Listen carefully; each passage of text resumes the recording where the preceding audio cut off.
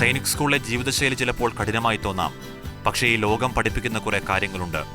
ഓരോ കുട്ടിയും ചെറിയ പ്രായത്തിൽ തന്നെ ജീവിതം എന്തെന്ന് പഠിക്കുന്നു, തീരുമാനങ്ങൾ എടുക്കാൻ പഠിക്കുന്നു, പ്രതിസന്ധികൾ നേരിടാൻ പഠിക്കുന്നു.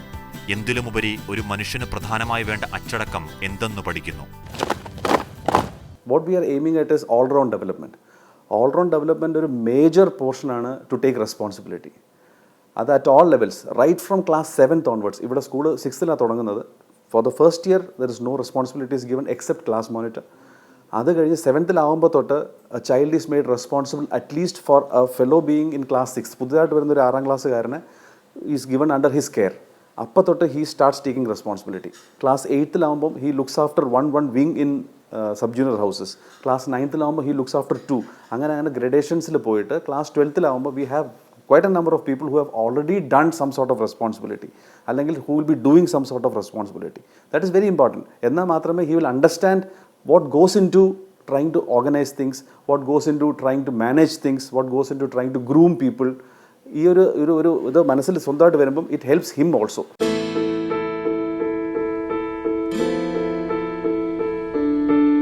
വിദ്യാഭ്യാസം എന്നത് അറിവും മൂല്യങ്ങളും വിശ്വാസങ്ങളും ശീലങ്ങളും സ്വായത്തമാക്കിയെടുക്കുന്ന പ്രക്രിയയാണ്. വെറും പാഠഭാഗങ്ങൾ പഠിച്ചെടുക്കുക, പരീക്ഷകളിൽ വിജയം കരസ്ഥമാക്കുക എന്നത് മാത്രമല്ല വിദ്യാഭ്യാസം കൊണ്ട് ഉദ്ദേശിക്കുന്നത്. വിദ്യാഭ്യാസം അർത്ഥപൂർണമാകുന്നത് അറിവ് നേടുന്നതോടൊപ്പം സ്വഭാവ രൂപീകരണവും സാധ്യമാകുമ്പോഴാണ്. ഈ സ്വഭാവ രൂപീകരണത്തിന് ഊന്നൽ നൽകുന്ന വിദ്യാഭ്യാസ രീതിയാണ് സൈനിക് സ്കൂളിനെ വ്യത്യസ്തമാക്കുന്നത്. ഇവിടെ എത്തിച്ചേരുന്ന ഒരു കുട്ടി എന്തുകൊണ്ടും തന്റെ സുഖലോലുപതയിൽ നിന്ന് പുറത്തു വരികയാണ്.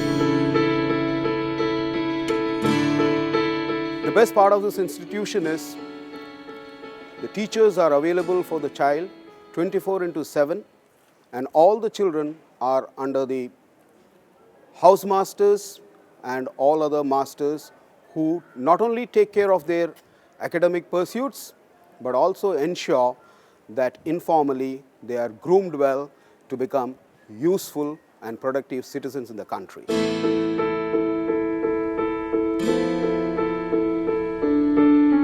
സാധാരണ സ്കൂളിലെ അധ്യാപകരിൽ നിന്ന് വ്യത്യസ്തരാണ് ഇവിടുത്തെ അധ്യാപകർ.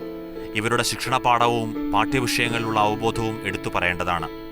ഓരോ കുട്ടിയെയും അവർ പ്രത്യേകമായി നിരീക്ഷിക്കുന്നു. അങ്ങനെ അവരുടെ മാനസിക വളർച്ചയും പ്രശ്നങ്ങളെ നേരിടാനുള്ള ആർജവവും വർദ്ധിക്കുന്നു. ഓരോ വിദ്യാർത്ഥിയും അവരവരാൽ തന്നെ നിയന്ത്രിക്കപ്പെടുന്നു.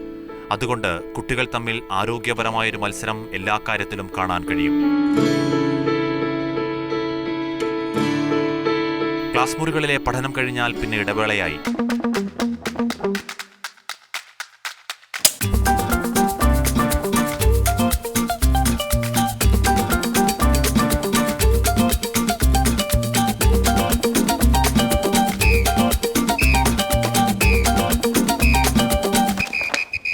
ഉച്ചയോടിനു ശേഷം ആയോധനകലയിലും പാഠ്യേതര വിഷയങ്ങളിലുമുള്ള പരിശീലനങ്ങളാണ്.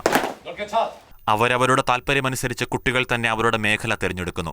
കുട്ടികളുടെ മാനസിക ഐക്യത്തിനും കർത്തവ്യബോധത്തിനും ഇച്ഛാശക്തിക്കും ഇവ വളരെ പ്രേരകമാകുന്നു. ഇതിലെല്ലാം തന്നെ വർദ്ധിച്ച ആവേശത്തോടും ഊർജ്ജത്തോടും കൂടി കുട്ടികൾ പങ്കാളികളാകുന്നു. You aim it through the backside, you to the center blade. It should be in a single line, and that should be along with the target. ലീഡർഷിപ്പിനെ പറ്റി പറയാനാണെങ്കിൽ ചെറിയ ചെറിയ കാര്യങ്ങളിൽ പോലും ഒരു യഥാർത്ഥ ലീഡർ അല്ലെങ്കിൽ ഒരു നല്ല ലീഡർ എങ്ങനെയായിരിക്കണം എന്ന് നമ്മളെ ഈ സ്കൂൾ പഠിപ്പിക്കുന്നുണ്ട്. ഇവിടെയുള്ള എല്ലാ കുട്ടികൾക്കും ഭാവിയിൽ ഒരു നല്ല ലീഡറാകാൻ സാധിക്കുമെന്നതിൽ ഒരു സംശയമില്ല. 6 വർഷത്തെ പഠനത്തിനു ശേഷമാണ് കുട്ടികൾ സൈനിക് സ്കൂളിൽ നിന്നും പുറത്തിറങ്ങുന്നത്. മനസ്സും ശരീരവും രാജ്യത്തിനു വേണ്ടി സമർപ്പിക്കാൻ സജ്ജമാക്കിക്കൊണ്ട്.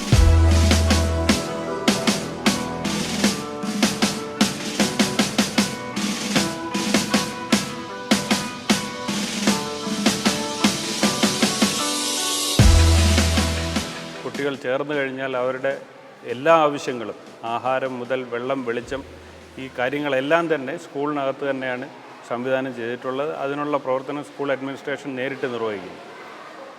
കേരള ഗവൺമെൻറ് എഡ്യൂക്കേഷൻ ഡിപ്പാർട്ട്മെൻറ്റ്, അതായത് ഡയറക്ടർ ഓഫ് പബ്ലിക് ഇൻസ്ട്രക്ഷൻസ്, അതുകൂടാതെ PWD എന്നിവരാണ് സ്കൂളിൻ്റെ നേരിട്ട് സ്കൂളുമായി ഇടപെടുന്ന വിഭാഗങ്ങൾ.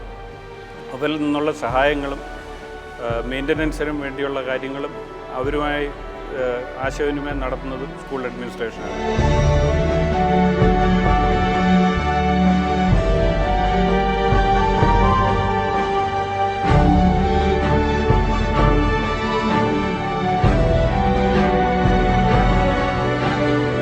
ലക്ഷ്യത്തിലേക്കെത്തുവാനും സ്വപ്നം യാഥാർത്ഥ്യമാകുവാനും അർപ്പണബോധത്തോടും തികഞ്ഞ അച്ചടക്കത്തോടും കൂടി ഇനിയും അവർ മുന്നേറും.